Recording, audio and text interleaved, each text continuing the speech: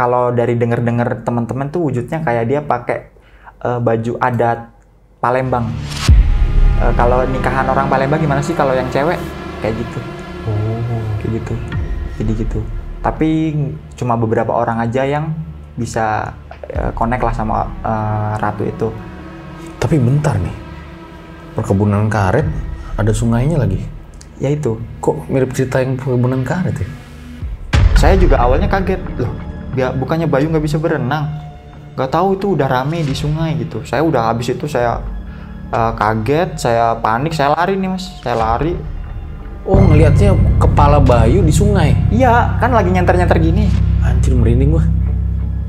Abis itu dikejar mas. Minta tolong gini? Minta tolong kayak gini. Ya kayak awal dia tenggelam tadi. Akhirnya cuma itu, potongan pohon pisang. Ternyata bukan kepala.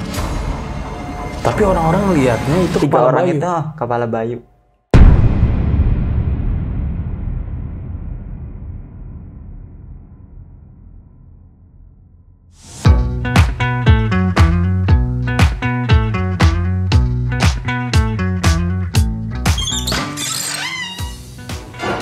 Woi bang, ayo syuting. Woi bang. Woi, kenapa? Aduh, lo lagi ngapain sih? Lah, lu nggak tahu gua lagi nyuci-nyuci. Hah? Nyuci-nyuci? Ya, payah lo. Iya, gue jadi bukan nyuci baju ya. Tapi gue lagi ikutan cuci gudang akhir tahun dari Bukalapak. Emang ada apaan bang? Jadi buat lu sama teman-teman sekalian nih, gue pengen ngasih tahu, buruan ikutan serbu cuci gudang akhir tahun Bukalapak, dimana kalian tuh bisa dapat diskon sampai 99%. Dan ada juga potongan ekstra yang pastinya, wah gila sih. Produk ini udah pasti macam-macam ya, mulai dari sepeda, elektronik, rumah tangga, industrial, handphone, komputer, dan masih banyak lagi. Periodenya mulai dari 22 Desember 2021 sampai 20 Januari 2022. Jadi jangan sampai ketinggalan cuci gudang akhir tahun Bukalapak. Langsung aja buka dan download aplikasi Bukalapak. Buka aja Bukalapak. Wah, oke kalau gitu bang. Gue borong dulu dah. Woi, kemana tuh bocah? Waduh, bukannya syuting malah kabur.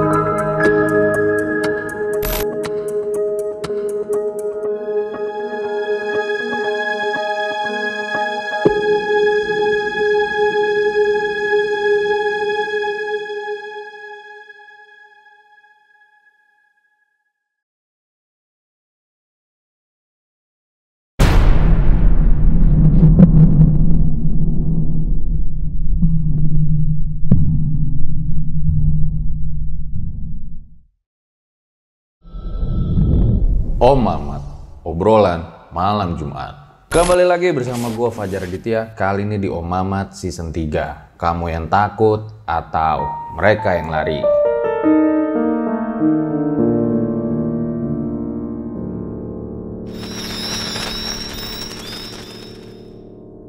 Kayak biasa, malam Jumat waktunya sama narasumber. Nah sekarang di samping gue udah ada Mas Dimas, seorang santri di Palembang.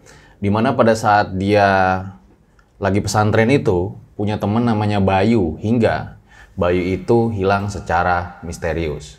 Selamat malam Mas Dimas. Malam. Itu kejadian tahun berapa? 2015. 2015? Hubungannya sama Bayu deket banget apa gimana? Deket sih, dari kayak makan, mandi, Bahkan tidur itu bareng udah karib banget lah. Karena terus-terusan berada di pondok ya. Karena itu salah satunya.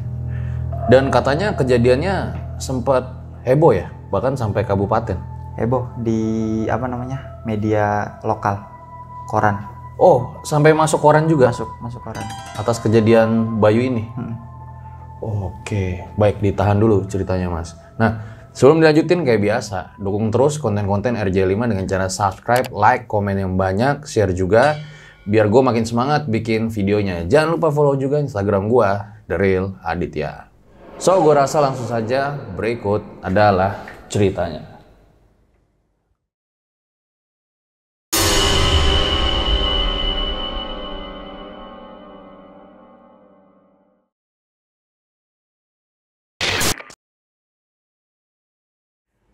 Boleh diceritakan Mas, awal masuk pesantren itu kapan? Oke, perkenalkan sebelumnya ya, nama saya Dimas. Saya awal masuk pesantren itu tahun 2012, sekitar kelas 1 SMP. Saya dulu SD-nya sebenarnya pindah, kan awalnya saya di Palembang. Nah, kelas 5 itu saya pindah ke Tangerang SD-nya. Nah, setelah itu akhirnya singkat waktu orang tua saya nyuruh buat saya pesantren karena ya biar tahu agama gitu. Lalu setelah itu saya masuk pesantren nih di daerah Palembang. Kalau dari kota itu sekitar 4 jam. Berarti masih kayak daerah terpencil gitu? Terpencil banget. Bisa dibilang terpencil banget sih. Banget. Karena di situ sinyal masih susah waktu itu. Sinyal masih susah. Terus jalan juga masih waktu itu jelek banget sih. Jelek banget. Itu masih banyak kayak kebun-kebun gitu? Banyak, karena di dekat pesantren itu bahkan samping-sampingnya kebun. Terus 2012 saya masuk. Banyak nih cerita-cerita horor ya. Sebenarnya saya nggak terlalu peka sama hal-hal begitu dari awal. Maksudnya bodo amat lah gitu sama hal-hal begitu. Nah, tapi seiring berjalannya waktu, udah sering sama teman-teman di situ, banyaklah cerita-cerita yang saya dengar ya, kayak setan tangan, terus kepala. Banyak lah pokoknya, ada suara-suara juga di asrama gitu. Setan tangan gimana? Waktu itu ada sebuah toilet ya Mas ya, toilet di pesantren. Itu toiletnya lumayan jauh sih dari pemukiman pesantren, sekitar 500 meter lah. Jauh, agak di hutan-hutan gitu. Nah, setelah itu di toilet itu tuh ada, di dinding ada tulisan STMJ. Awalnya saya nggak tahu. Terus lama-kelamaan saya tahu dari teman-teman tuh kepanjangannya tuh setan tangan mulai jedul.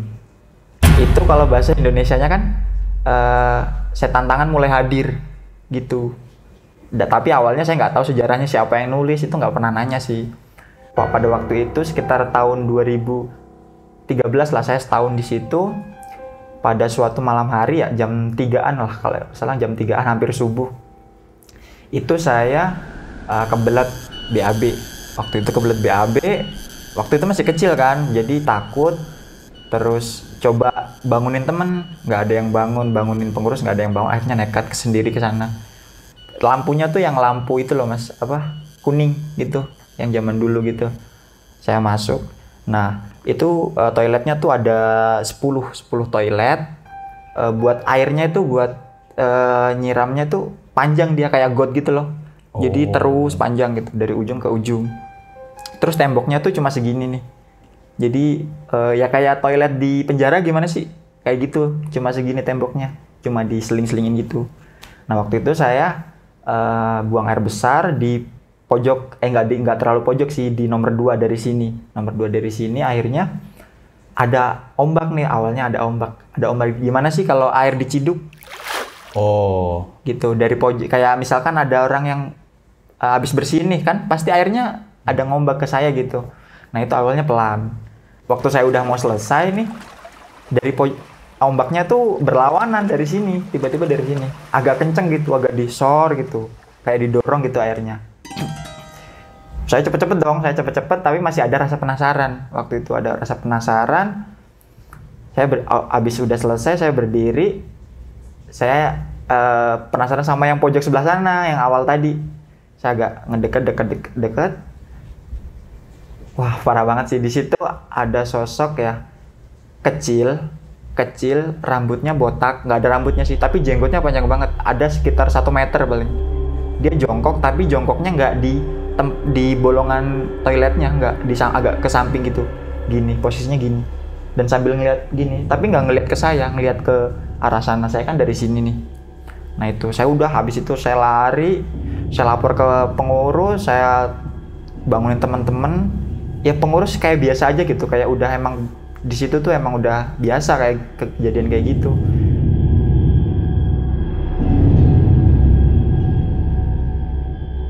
Saya juga yang nggak peka, yang maksudnya nggak terlalu suka-suka kayak gitu. Saya bilang orang tua saya mau pindah gitu. Saya nggak betah di sini ya. Saya ceritain juga ke orang tua saya.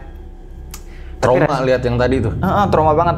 Jujur ya mas, saya baru pertama itu sih ngeliat kayak bener-bener nyata, dan baru ini spek up dipublish lah gitu. Akhirnya saya bilang orang tua saya cuma iya aja. Tapi setelah sekian lama akhirnya nggak boleh pindah, tetap nggak boleh pindah. Itu yang awal. Jadi setan tangan itu yang tadi, yang botak itu? Kemungkinan sih iya. Cuma pas saya ngelihat di pojok itu wujudnya nggak cuma tangan sih, dia utuh gitu. Karena di pesantren terkenal ada namanya Mbah Jenggot. Mbah Jenggot itu penunggu kali situ. Itu jadi WC deket kali? Deket kali. Jadi ini asrama nih, pemukiman pesantren 500 meter, toilet, terus ada turunan lagi agak masuk ke hutan gitu. Sekitar 500 meter lagi baru sungainya. Jadi masih hutan itu? Kebun karet sih, tapi masih jarang banget waktu itu di situ. Kebun karet gitu kayak punya warga-warga, tapi warganya agak jauh. Kebun karet, gede kebunnya? Banyak banget kebun karetnya, hampir menyeluruh kan di sana rata-rata kebun karet. Jangan-jangan yang cerita gua perkebunan karet tuh.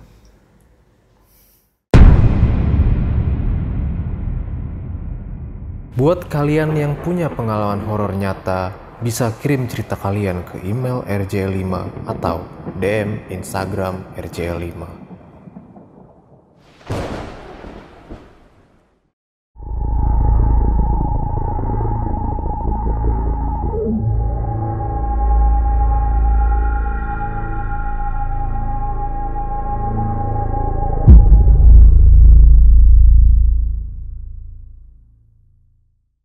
Terus gimana mas? Terus abis ngalamin itu nggak mau lagi ke WC malam-malam?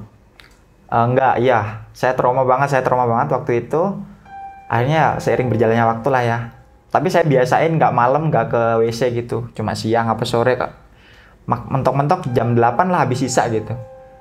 Terus ada lagi enggak sih, saya juga ngalamin sendiri tuh. Kan saya ada di asrama, sebutlah Sunan Kalijaga gitu. Di asrama Sunan Kalijaga. Nah itu kan ada 2 tingkat kan mas. Ada 2 tingkat, di bawah 5 kamar, di atas 5 kamar. Dan bangunannya tuh masih kuno banget itu loh. Masih kuno dalam artian kayak dari metode pembangunannya tuh masih tradisional banget. Nggak dialusin, tapi tebal banget gitu temboknya yang zaman dulu lah. Dan itu dak semennya di atas itu bukan semen, dia kayu, kayak kayu jati gitu. Jadi kalau ada orang jalan tuh kedengeran dari atas. Itu total berapa orang di pondok itu? Ribuan mas. Ribuan. Kalau dari santri putri sekitar 700, kalau dari putra sekitar 300 waktu itulah. Kamarnya tapi 55? Ada banyak, asramanya ada banyak. Oh, jadi mas ini tinggal di satu asramanya? Yang namanya Sunan Kalijaga gitu. Oke. Nah, yang mas asramanya ada berapa orang? Kalau waktu itu saya di satu kamar diisi 10 orang. Satu kamar 10? 4 kali 4. Waktu udah ya tengah malam juga sih, saya sering juga kayak bangun di tengah malam gitu ya, kayak gimana sih santri kan tahajud apa gimana gitu. Itu di tangga tuh kan tangganya kayu tuh, ya kayak ada orang jalan gitu, tek tek tek tek tek. Ya udah biasa sih kalau kayak gitu, udah biasa saya. Cuma nggak ada wujudnya gitu. emang penunggunya di asrama itu. Itu salah satu yang benar-benar ngebuat saya ya agak. Itu masih lihat tuh. Jadi ada suaranya di tangga, tapi nggak ada wujudnya. Nggak ada, beneran. Saya Di soalnya, malam itu? Di malam itu soalnya saya tidurnya waktu itu juga di depan kamar kan, karena di dalam kamar nggak muat. Akhirnya ngalah lah yang sebagian di luar. Jadi pada waktu itu pas tidur saya liatin juga tuh tangganya, saya liatin. Ini udah mulai nih dari atas awalnya, sampai tangga, sampai nggak sampai tangga terakhir tapi hilang suaranya. Habis itu dari atas lagi, udah sering kalau kayak gitu. Hampir semua santri ngakuin lah kalau yang suara-suara kayak gitu. Pesantrennya tuh udah sekitar 50 tahun lah udah ada kalau dihitung dari awal dibuka gitu. Soalnya kan kayak pendiri pesantrennya itu kayak yang membuka babatan tanah di situ gitu loh. Oke. Gitu. Jadi awal mula yang buka tanah di situ. Nah, singkat cerita, ini ada nih yang yaitu kali tadi itu, sebut aja Kali Sanca ya. Kali Sanca itu sekitar 500 meter dari toilet. Kalau dari pemukiman pesantren itu sekitar 1 kilo lah, 1 kilo. Nah, Sungai Sanca itu mitosnya dulu itu adalah sebuah ular. Adalah sebuah ular yang berhasil dikalahin nih sama pendiri pesantren di situ. Mitosnya. Cuma kan belum tahu kebenarannya gitu. Mitosnya kayak gitu, akhirnya jadilah dia kali, sungai gitu, jadi sungai. Akhirnya ada perjanjian dari mereka gitulah, kalau setiap tahun pasti akan bakal ada tumbal gitu. Dan emang bener-bener kejadian. Korbannya tuh nggak cuma dari pesantren aja, kadang-kadang ada dari masyarakat yang di sekitaran samping-samping kali gitulah. Tuh. Oke, tadi kan Mas Dimas nih bilang ya, daerahnya itu terpencil banget. Bisa dijelasin nggak lebih detail? Maksudnya terpencil banget tuh gimana? Jadi kayak kalau misalkan kita nih, kalau dari Sumatera Selatan kan Palembang nih yang terkenal. Jadi dia tuh masih 4 jam gitu, masih 4 jam dan jalannya kayak masih batu terus tanahnya masih banyak airnya gitu, ya masuk gitu. Dan pada waktu itu emang akses ke pesantren itu masih susah pada waktu itu. Dari warga-warganya juga masih sedikit di situ. Emang masih bener-bener kayak tanah dibuka sih gitu mas, kayak transmigran gitu loh. Tapi emang udah pesantren itu udah lama di situ gitu. Jadi kayak itu desa gitu ya? Sebuah desa gitu. Dan pemukimannya nggak banyak? Nggak banyak. Paling ya pesantren itu tadi? Pesantren cuma ada beberapa rumah dekat situ yang jadi guru ngaji. Mungkin ada yang jauh-jauh dari agak ke sana, mungkin ada gitu, 1-2 gitu. Oke, ya silakan, boleh dilanjut. Nah, singkat waktu kan ada beberapa cerita juga dari teman-teman yang gitu, yang kayak ngelihat sosok di toilet, ngelihat bentuk tangan yang cuma tangan doang, terus di tempat kamar mandi di pesantren itu kayak dia ngelihat kepala gitu. Nah, saya banyak banget lah dengar cerita kayak gitu dari teman-teman. Lalu singkat cerita nih, saya kelas 3 SMP sekitar tahun 2015.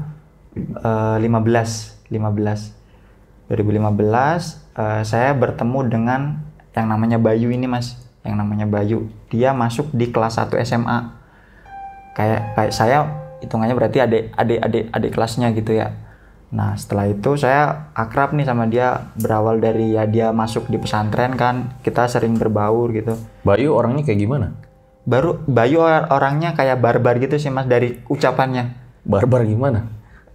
Suka mukulin orang gitu? Enggak barbar kayak gitu, kata-katanya ngasal gitu. Ngomongnya cuma dia tuh anak orang tokoh masyarakat gitu di tempatnya. Jadi gitu. Bayu tuh sebenarnya ayahnya kayaknya punya pesantren dia, cuma masih kecil, masih merintis gitu. Jadi ya masih kayak tempat-tempat ngaji gitu. Dan Bayu ini hitungannya kalau orang Jawa kenal tuh kayak Gus gitu loh. Gus anaknya kiai gitu. Dia orangnya tinggi, badannya kurus pada waktu itu kurus. Tingkahnya juga beda dari yang lain tuh, dalam artian dia tuh kayak di pesantren tuh nggak takut nggak takut sama peraturan, dia bodo amat gitu. Rebel ya? Gitu. Jadi ya saya juga klop sih sama dia, klop kayak. Rebel juga? Enggak, maksudnya saya kayak asik aja sih sama dia ngobrol-ngobrol gitu, karena dia ngobrol-ngobrolnya di agama kuat gitu. Singkat waktu saya di situ juga sampai masak bareng, tidur juga sering bareng gitu. Mau kemana-mana kan kalau lingkup pesantren kan terbatas ya Mas, jadi ya sehari-harinya sama dia lah gitu, jadi paham banget. Jadi setiap hari di pesantren terus ya? Di pesantren terus, cuma keluar paling di sekolah pun nggak jauh dari pesantren gitu. Jadi habis itu langsung masuk pesantren lagi. Jadi berbaurnya udah itu banget lah sama bertemannya gitu. Kalau boleh tahu, biasanya di pesantren itu paginya sekolah gitu ya? Paginya sekolah. Sampai siang atau sore? Sampai siang. Duhur itu pulang. Setelah itu kita istirahat. Habis duhuran kita istirahat, nanti jam 3 mulai ngaji nih. Mulai ngaji sampai asar, habis asar ngaji lagi, nunggu maghrib sambil makan, habis maghrib ngaji lagi, habis ngisa ngaji lagi sampai jam 11.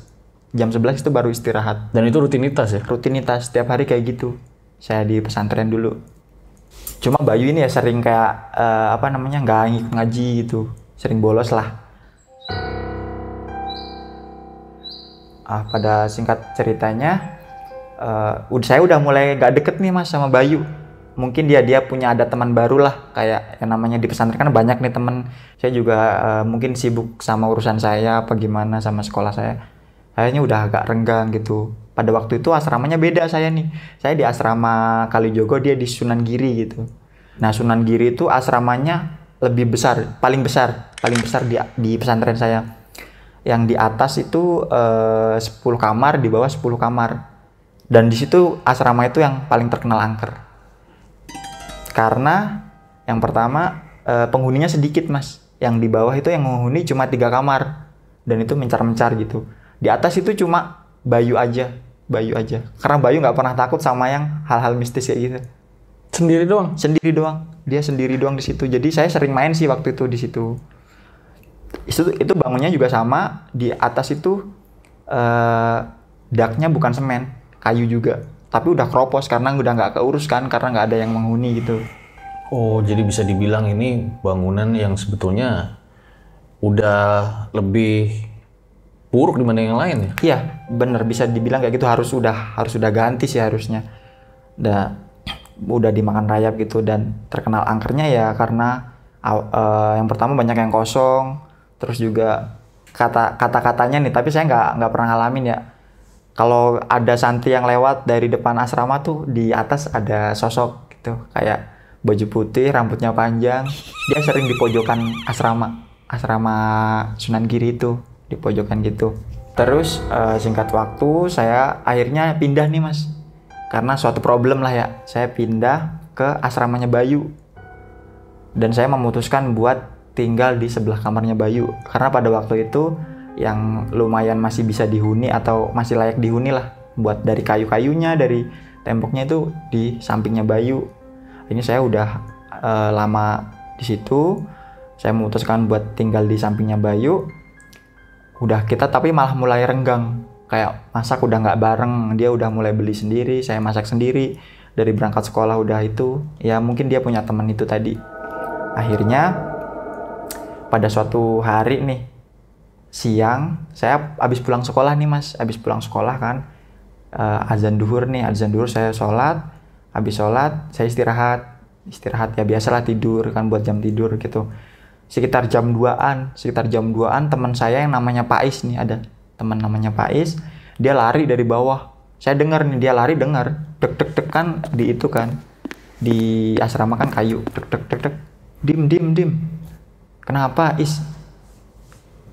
Bayu tenggelam gitu. Saya nggak percaya karena setahu saya Bayu nggak bisa berenang, dan pada posisi itu sungai lagi pasang, musim hujan gitu Mas. Ya ngapain nggak bisa berenang ke sungai gitu? Ya itu yang jadi pertanyaan semua orang lah. Saya juga awalnya kaget, loh bukannya Bayu nggak bisa berenang? Nggak tahu itu udah rame di sungai gitu. Saya udah habis itu saya kaget, saya panik, saya lari nih Mas. Saya lari ke sungai itu. Tapi di situ udah rame banget. udah rame banget. Saya udah belum sempet nanya-nanya lah sama orang-orang di situ, tapi udah pada nyari, bantu nyari. Dan nyarinya itu kan di situ masih terpencil ya Mas ya, masih kayak tim SAR tuh masih belum deket lah. Kita harus butuh waktu dulu buat manggil tim SAR. Akhirnya santri-santri yang bisa berenang yang dikerahin, buat ngerahinnya tuh pakai apa sih, pohon pisang Mas, pohon pisang yang dipotong. Perahunya dari pohon pisang? Dari pohon pisang gitu. Jadi pohon pisang langsung ditebangin, jadiin 5 batang. Memang nggak ada perahu di situ ya? Nggak ada. Sungainya tuh gede apa gimana? Nggak terlalu gede sih, cuma arusnya kenceng banget. Oh Gitu. Jadi ya kalau bisa dibilang sih, kalau nggak bener-bener bisa berenang bahaya sih di situ, karena airnya kenceng banget kalau waktu pasang. Nah, saya udah bagian ke 5 nih Mas, 5 kayak yang awal nih udah terjun duluan. Saya bagian kelima itu udah saya bantu nyari, saya potong nih pohon pisangnya, saya susurin sama 5 orang yang satu tim sama saya di bagian kelima itu. Saya susurin, tanya nih, dia di mana tadi terakhir kelihatan? Di sini. Terus dilepin gitu, dicari-cari, diraba-raba, siapa tahu masih deket daerah situ lah. Tapi nggak ada. Terus Mas, sampai sore sekitar jam 5 saya udah 7 km dari tempat kejadian, jadi udah melewati berdesa-desa gitu. Dan orang-orang juga berhenti di situ, dari yang pertama nyari, yang kedua, yang ketiga itu udah berhenti di situ karena udah nggak mungkin banget menghanyutnya sampai situ. Itu di suatu jembatan Mas, jembatannya itu kayak udah kayak ambrol gitu loh. Sebentar, ini sungainya tuh hanya lurus aja atau ada turunannya? Belok-belok sih dia. Oh, tapi nggak turun gitu ya? Enggak turun. Jadi lurus gitu ya? Lurus. Cuma dia kayak gitulah, kayak banyak batu-batunya? Enggak, kayu lancip gitu. Oh. Karena daerah itu kan banyak pohon-pohon tumbang, kayak pohon karetnya tumbang ke kali gitu, ke sungai. Nah, itu sih bahayanya di situ. Nah, akhirnya di daerah jembatan yang roboh tadi, orang-orang berhenti di situ tuh. Berhenti di situ, saya buat itulah kayak makan dulu, minum dulu, kan dikirim nih dari pesantren, dikasih makan di situ buat yang para pencari. Saya sempat nanya sama teman saya yang sama dia tadi, yang sama dia di kejadian tadi. Yang satu ikut nyari, kan dia 3 orang nih Mas, 3 orang awalnya waktu itu. Yang satu nyari, yang satu ikut nyari dia, yang satunya diinterogasi. Dia dibawa ke pesantren buat diinterogasi sama pihak pesantren. Saya dedes kan, saya sebagai teman dekat ya panik lah. Kok bisa, bukannya si Bayu nggak bisa berenang gitu. Nah, saya bilang gimana tuh awal cerita Bayu bisa sampai tenggelam? Nah, awalnya si Bayu kan mau masak Mas. Si Bayu mau masak bertiga sama dia itu. Siapa nih? Si Taufik sama si Fikri. Itu di asrama masaknya tuh? Enggak, ya di dapur pesantren lah. Nah, dia tuh kekurangan cabe. Dia langsung bertiga nih memutuskan buat nyari cabe di seberang sungai, karena di seberang sungai itu masih banyak banget pohon-pohon kayak yang liar gitu loh Mas, yang kayak ada pohon cabe? Ada. Tinggal ngambil gitu ya? Iya, tinggal ngambil. Tapi biasanya ada juga sih yang ngawur di kebun orang ngambil gitu, ada juga. Nggak tahu awalnya gimana. Akhirnya si Bayu ini mau dia. Awalnya sih katanya si dua temennya ini tadi, si Bayu tuh awalnya udah dilarang, nggak usah lu nunggu di sini aja, nanti gua yang berdua aja nih yang nyebrang. Tapi dia tetap ngeyel, temannya udah nyebrang, dia ikut nyebrang Mas. Memangnya dalam pas nyebrang? Itu pas posisi sungai pasang. Kalau sungai udah pasang tuh udah ngeri banget. Emang nggak dibolehin banget sih dari pesantren buat santri berenang kalau waktu lagi pasang. Pasang tuh segimana kali? Udah dalam banget Mas, bisa 2 kali orang gitu lah. Sekitar 3 meter lah, 3 meter. Oh, nekat Bayu ya? Ya itu Mas, awal dia nggak pernah sama sekali dia mau ke sungai. Dari pengakuan 2 temennya yang sama dia di kejadian itu, katanya kayak gitu. Nah, terus kronologisnya si Bayu tuh ikut nyebrang Mas. Temennya kan udah sampai tengah nyebrang, si Bayu ikut nyemplung. Katanya, "Wih Bayu, lu balik aja," gitu kan, udah sambil diomongin. "Enggak, gue bisa nih," katanya. Si temennya udah sampai ujung, si Bayu sampai tengah nih Mas. Awalnya baik-baik aja, tiba-tiba dia keseret arus kayak gitu loh. Berenang tapi agak mundur lama-lama. Temennya udah panik nih, udah mulai ngejar dari samping, kayak dari tanggul dari samping sungai itu, ngejar diulurin lah kayak kayu gitu buat, tapi nggak bisa, dia udah kepalanya udah tenggelam muncul gitu, udah kayak tolong lah gitu, udah kayak kehilangan napas. Setelah itu sekitar 20 meter dia hilang. Setelah muncul tenggelam, udah nggak itu lagi, nggak muncul lagi di permukaan. Itu yang muncul kepalanya aja ya? Kepalanya aja sama tangannya dikit lah gitu. Oh, jadi selama kurang lebih ya 20 meter itu Bayu muncul tenggelam terus. Tenggelam gitu. Dari pengakuan si dua temannya itu tadi. Nah itu tuh sungainya tuh pas Bayu hilang tuh pas di pengkolan Mas, di belokan gitu loh, kan ada belokan gitu. Nah dari sini dia terus pas dari belokan sini dia hilang gitu. Tuh kronologisnya begitu.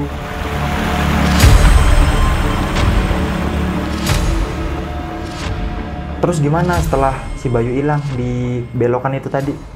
Udah gua sama si Fikri nyari tapi nggak ada hasil. Setelah 30 menit gua sama Fikri baru lapor ke pesantren. Abis itu itu mau gua tonjok Mas, Siapa? Yang gua interogasi tadi, si Taufik. Karena bukannya pas hilang langsung lapor, tapi dia malah bingung sendiri dulu berdua, jadi memperlambat waktu kan, namanya orang tenggelam kan harus cepet-cepet kan ekstranya. Abis itu saya mau ribut di situ, ya udah nggak usah gitu aja, udah kita cari aja, udah terjadi juga nggak mungkin itu lagi. Akhirnya setelah itu kita semua tim nih, ada kayaknya sampai 10 kloter Mas, 10 kloter yang nyari, 5 orang. Itu dari Pohon Pisang semua? Iya, itu tim SAR hari pertama belum ada. Tim SAR itu datangnya setelah maghrib baru datang. Tapi lapor polisi dulu? Kayaknya ada sih yang lapor polisi, cuma saya nggak ngikutin berita yang lapor polisi, saya fokus di lokasi gitu. Tapi pada waktu itu ada polisi yang datang juga di malam hari gitu. Akhirnya saya sama teman-teman nih yang itu sampai terakhir kloter 10 datang, saya istirahat di situ, kita rundingan, kita briefing.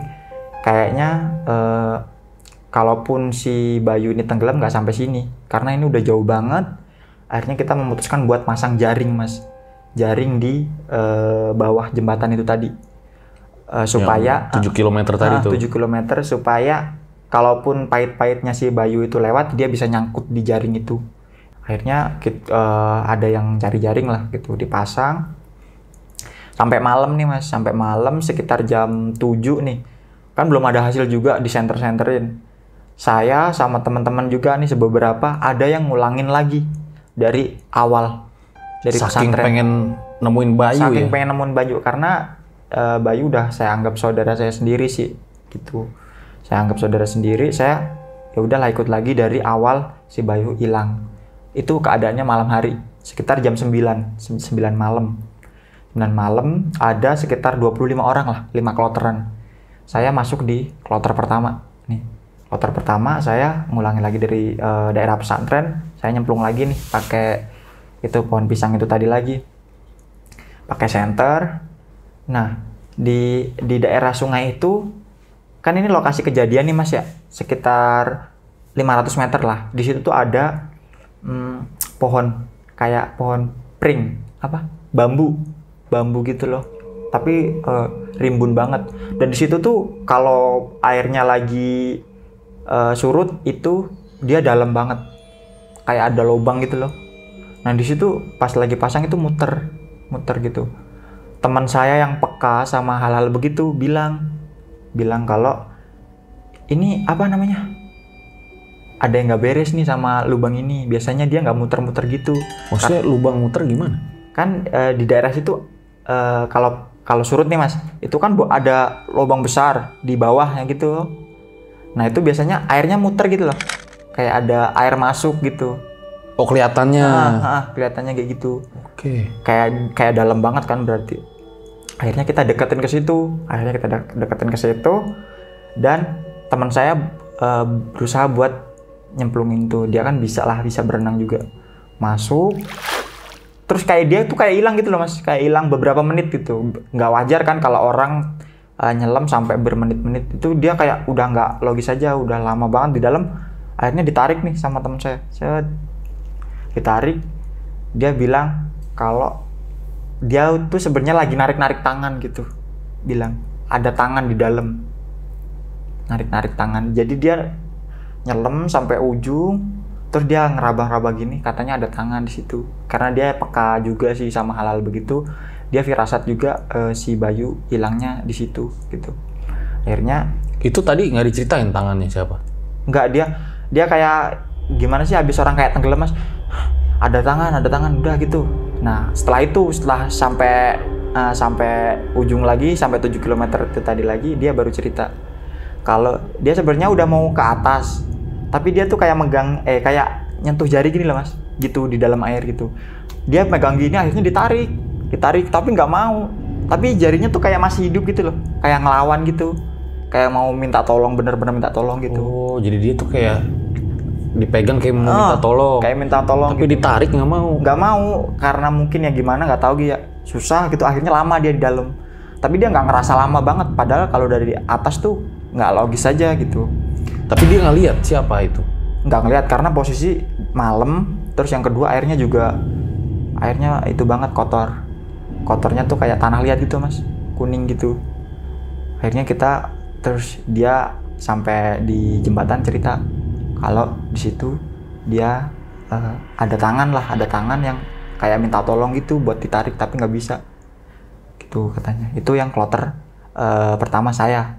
Yang kloter kedua, ketiga, keempat, kelima, yang kloter terakhir nih, kelima nih, dia sempat berhenti buat ngerokok dulu sekitar 2 km dari tempat kejadian.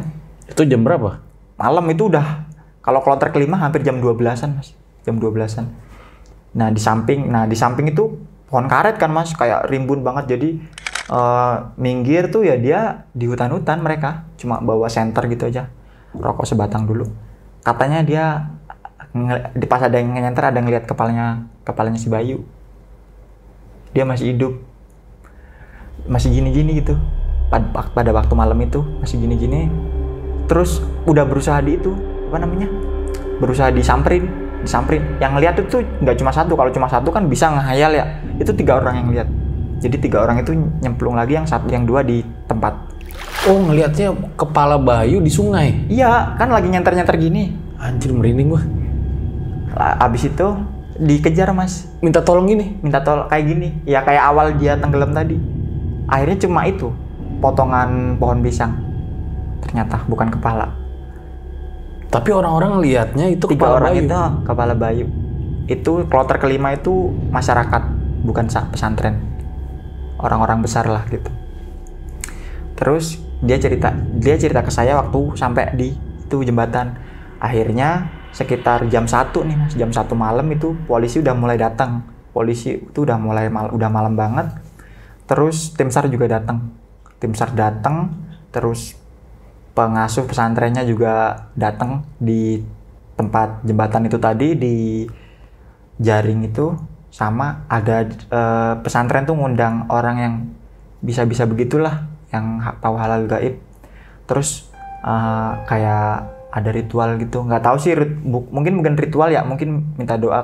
Kalau kiai mah minta doa di pesantren. Dia setelah selesai dia menuju ke jembatan itu tadi. Katanya Bayu itu masih hidup kalau ketemu malam ini. Jadi tuh dia sebenarnya nggak tenggelam, dia sebenarnya dibawa ke alam gaib gitu. Jadi kan emang udah bukan rahasia lagi ya Mas. Emang sungai itu banyak banget penunggunya. Mulai dari kayak ratu, kayak kalau kuntilanak mah udah biasa. Kayaknya rajanya di ratu itu, karena di situ di pas pengkolan si Bayu hilang itu pasarnya jin. Terkenalnya sih gitu. Ratu apa ya? Kalau ratunya kurang paham sih. Intinya dia dipanggilnya ratu di situ. Ratu. Ya pokoknya dia yang menguasai. Wujudnya? Wujudnya kayak, kalau dari denger-denger teman-teman tuh wujudnya kayak dia pakai baju adat Palembang. Kalau nikahan orang Palembang gimana sih kalau yang cewek? Kayak gitu. Kayak gitu. Jadi gitu. Tapi cuma beberapa orang aja yang bisa connect lah sama Ratu itu. Tapi bentar nih, perkebunan karet ada sungainya lagi. Ya itu. Kok mirip cerita yang perkebunan karet ya?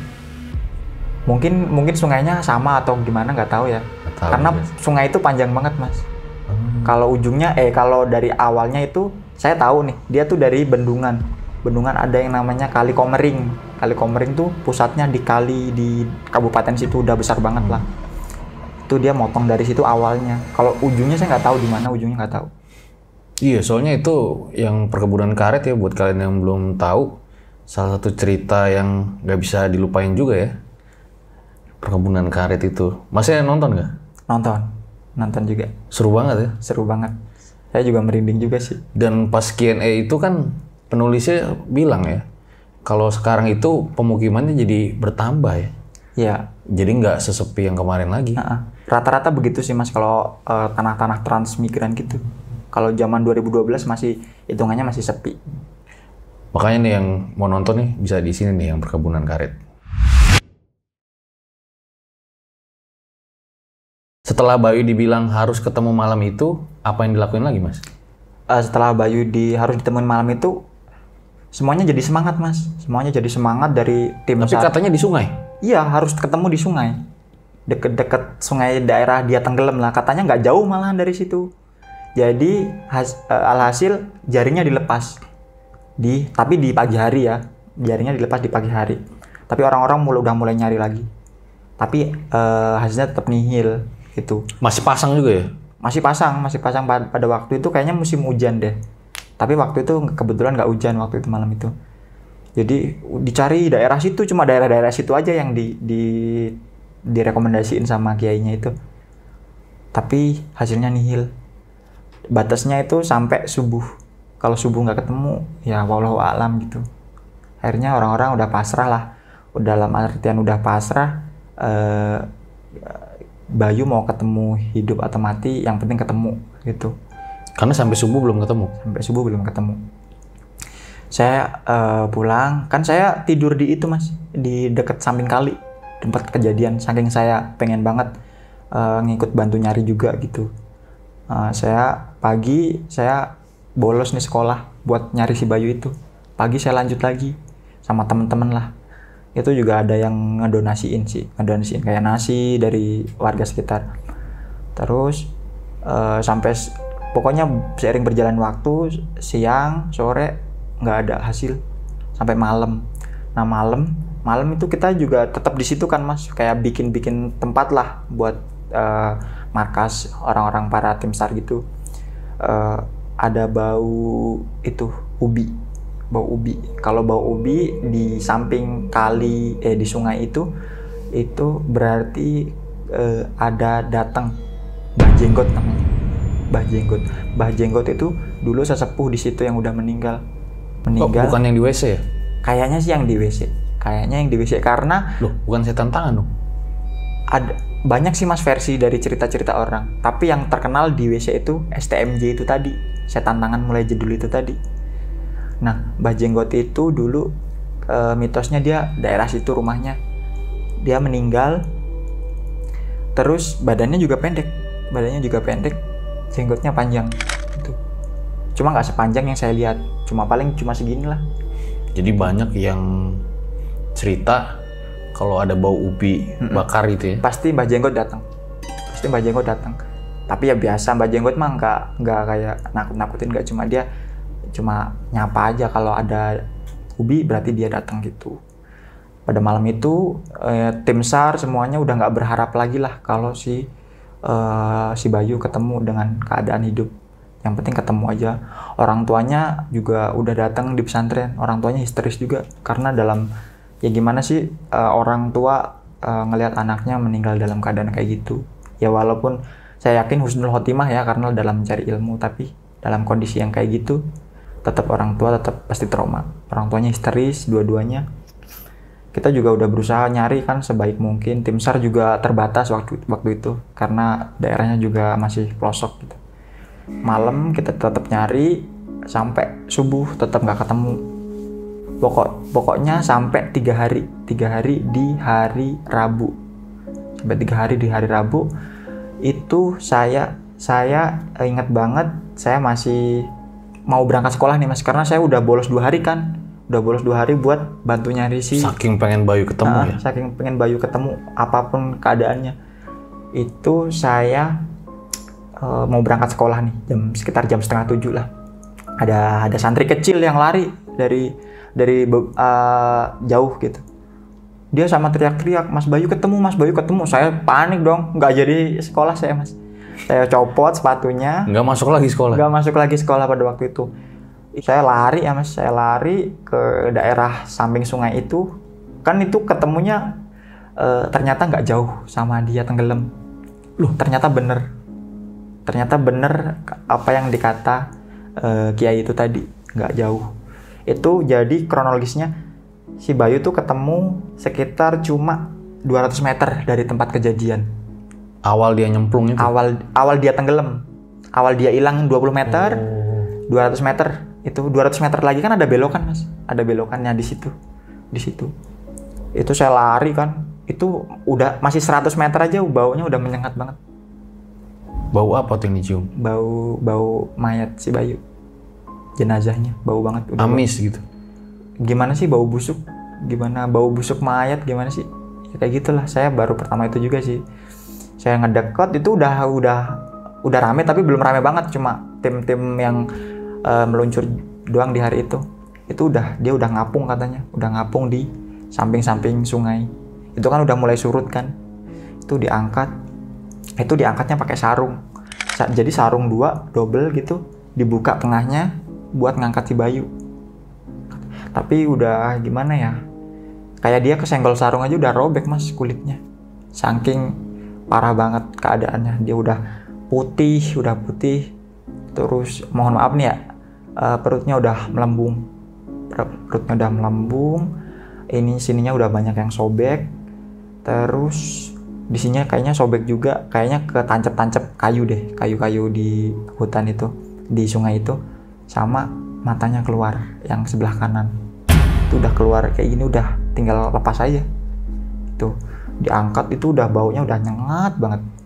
Sampai saking baunya itu dikasih minyak biar nggak bau banget, minyak wangi gitu, disemprot-semprot.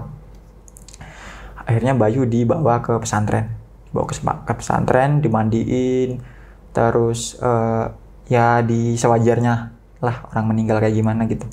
Udah diasinin juga. Akhirnya hari itu juga si Bayu dibawa pulang sama keluarganya, pulang ke rumah buat dimakemin. Tapi pesantren juga tetap tahlilan lah ya 7 hari gitu. Nah di 7 hari itu saya kan saya lupa nih, ada yang ketinggalan. Pas waktu Bayu hilang itu ya Mas, awal si Bayu hilang itu di pintu kamar si Bayu itu ada tulisan Arab yang dibikin sama Kiai. Itu tujuannya buat manggil si Bayu biar tahu jalan pulang gitu katanya. Jadi nggak tahu, ada beberapa kalimat gitu Arab ditempelin di pintunya Bayu. Soalnya saya nggak tahu karena saya nggak pernah ke kamar pada waktu itu pas pencarian. Itu ada tulisan di situ. Akhirnya setelah 3 hari Bayu dimakamin, akhirnya saya mulai berani ke kamar saya kan, karena kamar saya di samping Bayu pas. Saya udah rencananya mau salin baju gitu, masuk. Saya sebelum sampai kamar tuh udah perasaan nggak enak lah, udah sebenarnya nggak pengen naik. Jam berapa nih? Belum habis isya lah, itu masih itu banget, masih sore banget. Habis isya saya mau salin. Saya pas sampai tangga kan kelihatan, kalau udah sampai segini saya kelihatan sampingnya. Itu jelas banget ada Bayu.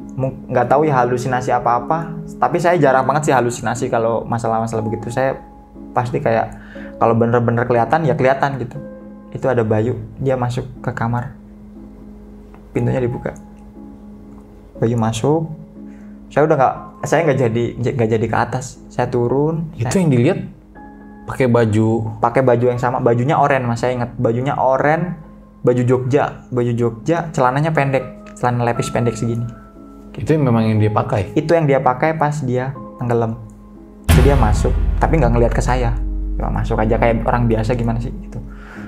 Ya saya shock lah pasti. Saya shock. Saya bilang ke teman-teman, ya wajar lah. Itu kalau di Islam kayaknya kayak jin korin gitu loh Mas. Kayak wujud yang menyamai Bayu tapi dalam makhluk halus gitu. Akhirnya saya nggak jadi ke atas sampai 7 hari selesai tahlilan si Bayu. Pindah kamar lagi selama 7 hari itu? Enggak, saya tinggal barang-barang saya tetap tidur di bawah, minjem baju-baju teman-teman saya. Gitu, saking saya nggak beraninya. Karena juga saya bukan bukan orang-orang yang pemberani gitu, bukan. Akhirnya setelah 7 hari nih, nggak banyak sih gangguan-gangguan, cuma kayak bau-bau si Bayu ketika waktu ketemu tuh masih nggak hilang-hilang Mas. Selama tidur di bawah tuh? Selama tidur di bawah. Karena gimana ya Mas, dimana Bayu dilewatin sama jenazahnya Bayu itu baunya masih ke bauan, saking baunya. Bayu kan dari sungai nih dibawa ke pesantren. Nah jalur yang dilewatin jenazahnya itu tetap bau. Berapa lama? Sampai selesai tahlilan itu. Jadi baunya tuh masih nggak asing gitu masih kerasa ini bau si jenazah Bayu gitu. Akhirnya setelah 7 hari Bayu dimakamin, saya nggak ada hal lagi nih, tapi saya berusaha buat ke rumah si Bayu buat ziarah gitu. Ya gimana sih sebagai teman saya minta maaf juga kalau ada salah sama Bayu gitu. Setelah itu singkat cerita saya lulus nih Mas, saya lulus dari pesantren. Singkat cerita kan saya berapa tahun kemudian? 3 tahun berarti ya, 3 tahun. Setelah kejadian itu saya dari Palembang nih Mas, mau ke Jember, tapi transit dulu di Tangerang. Nah pas dari Palembang mau ke Tangerang itu saya naik bis, dan bisnya itu kebetulan berhenti nih di Lampung buat benerin apalah mesin di belakang yang rusak gitu. Saya ngeliat di seberang sana ada Bayu, beneran ada Bayu. Itu dia senyum, dan itu sampai sekarang nggak bakal saya lupain sih. Karena mungkin saking gimana teman akrab gitu ya, dia tetap ya dia bukan ngehantuin sih, tapi lebih ke nunjukin kalau dia tuh udah bahagia gitu di sana. Bayu di mana jadi? Yang dilihat? Di seberang kan saya minggir ke kiri nih mobilnya. Bisnya berhenti? Bisnya berhenti, saya keluar buat ngerokok dulu kan. Saya ngeliat dari seberang sana. Dia lagi berdiri persis banget. Berdiri persis kayak gini, sambil ngeliatin saya senyum. Saya udah mikir lah itu pasti bukan Bayu, cuma saya nggak menghindar. Saya tatap juga, saya kayak di dalam hati ya sorry ayo, gua nggak bisa nggak bisa pada waktu lu butuh gua nggak bisa bener-bener maksimal jadi teman lu gitu. Akhirnya udah selesai. Habis itu setelah gua di Jember beberapa tahun kemudian, nggak beberapa tahun sih, nggak lama ada lagi santri yang meninggal dari situ. Itu ada kabar di tadi itu Palembang yang masuk lagi tuh. Di pesantren ada kabar lagi kalau ada yang tenggelam lagi, dan itu masih kecil, masih kelas 1 SMP. Itu tenggelam. Itu ketemunya masih itu sih, nggak separah Bayu. Itu masih bagus badannya.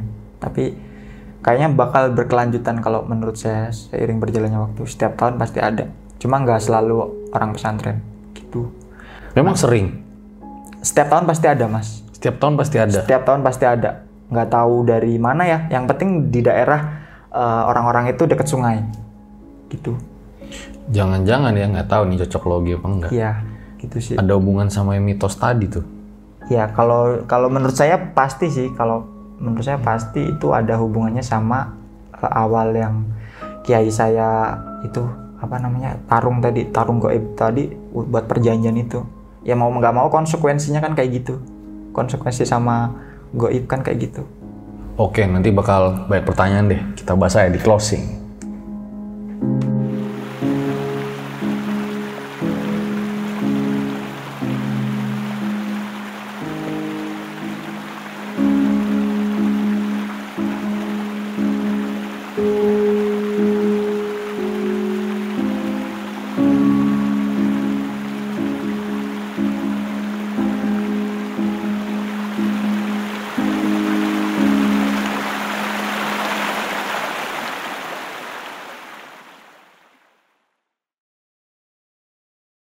Itu dia guys, sebuah kisah luar biasa dari Dimas ya, dimana cerita ini tuh banyak buat pelajarannya kalau menurut gua. Tapi sebelum diakhiri ada beberapa pertanyaan nih. Rasanya gimana tuh, Mas? Pas ngeliat Bayu ditemukan meninggal dalam keadaan seperti itu. Saya sebagai teman pasti ya menyayangkan banget lah ya, karena nggak pernahnya Bayu mau ke sungai, tapi di akhir hayatnya dia meninggal dalam keadaan kayak gitu, dan badannya udah nggak itulah, nggak wajar lah. Jadi saya sampai sekarang pun masih kayak kebayang-bayang aja gitu, sangat menyayangkan aja, menyesal gitu. Memangnya dari awal Mas masuk pondok tersebut, setiap tahun pasti ada kejadian di sungai itu? Kalau dari pesantren itu masih 2. Cuma kalau dari warga-warga, dari yang di samping-samping sungai gitu rumahnya, yang deket-deket sungai, pasti ada. Setiap tahun pasti ada yang tenggelam. Itu orang-orang semuanya bahkan udah tahu lah. Itu bukan rahasia lagi kalau di sungai itu. Udah tahu apa tuh? Udah tahu kalau setiap tahun pasti ada tumbal. Memang yang berkembang mitosnya di sana begitu. Mitosnya begitu. Dan itu terbukti, Mas. Terbukti setiap tahun ada. Walaupun nggak pasti ya, nggak pasti bulan berapa, tanggal berapa, tapi pasti ada. Di tahun itu pasti ada gitu. Memangnya banyak juga kejadian horor yang terjadi di sungai itu? Sebenarnya kalau dari saya pribadi, ya mungkin cuma kayak bau-bau itu ya, bau-bau ubi gitu. Cuma kalau dikumpulin dari cerita-cerita yang santri-santri yang udah lama-lama, pasti banyak banget, pasti banyak. Bahkan dari desa, warga-warga desa yang deket-deket sungai situ pasti ya banyak lah cerita-ceritanya, gitu Mas. Apa tuh? Boleh satu aja. Kayak yang paling legend lah. Yang paling legend apa ya? Mungkin kayak sebenarnya di samping sungai itu ada, yaitu Mas, kuburannya. Ada kuburan. Tapi nggak tahu kuburan siapa ya. Ada 2 kuburan warga kayaknya di situ. Nah di situ biasanya anak pesantren mancing nih, kayak mancing ikan gitu. Di situ biasanya ada suara di dalam itu kan kuburan 2. Itu di pinggir sungai kuburannya? Persis banget di pinggir sungai. Kenapa kok di pinggir sungai? Nggak tahu juga ya. Mungkin tanahnya di situ apa gimana, nggak tahu. Terus itu tuh dibikin bangunan gitu Mas. Kayak gimana sih dibikin bangunan kayak rumah gitu, tapi kecil. Nah di dalam situ banyak banget kayak orang, ya suara-suara gitulah, suara-suara gitu. Banyak juga yang udah ngalamin gitu. Jadi kan memang cerita ini kan udah sempat masuk berita lokal juga ya? Iya. Tapi memang karena demi kebaikan bersama, nama pemeran, nama tempat juga udah disamarkan semua ya? Benar. Jadi ya kalau bisa ambil pelajaran aja dari cerita ini ya? Benar, Mas. Jangan dicari-cari ya? Iya. Karena emang tadi banyak pelajarannya juga tuh. Ya walaupun tadi mitos yang berkembang, misalnya ada tumbal, terus dan lain-lain, tapi kan memang itu udah takdir dan kehendak yang maha kuasa ya? Benar. Bagaimanapun ya tidak bisa dilawan takdir tersebut. Benar banget. Oke, makasih Mas Dimas telah menyempatkan waktunya dan bercerita di Sama-sama, RJ5. Dimana ini gue merinding ya. Karena di satu sisi gue jadi inget cerita perkebunan karet itu. Jadi ambil baiknya, buang buruknya. Dengan adanya cerita-cerita seperti ini, jangan malah menjadikan kalian takut. Akan tetapi kalian harus makin yakin dan percaya dengan kebesarannya. Gue Fajar Ditya, RJ5 undur diri. Ciao.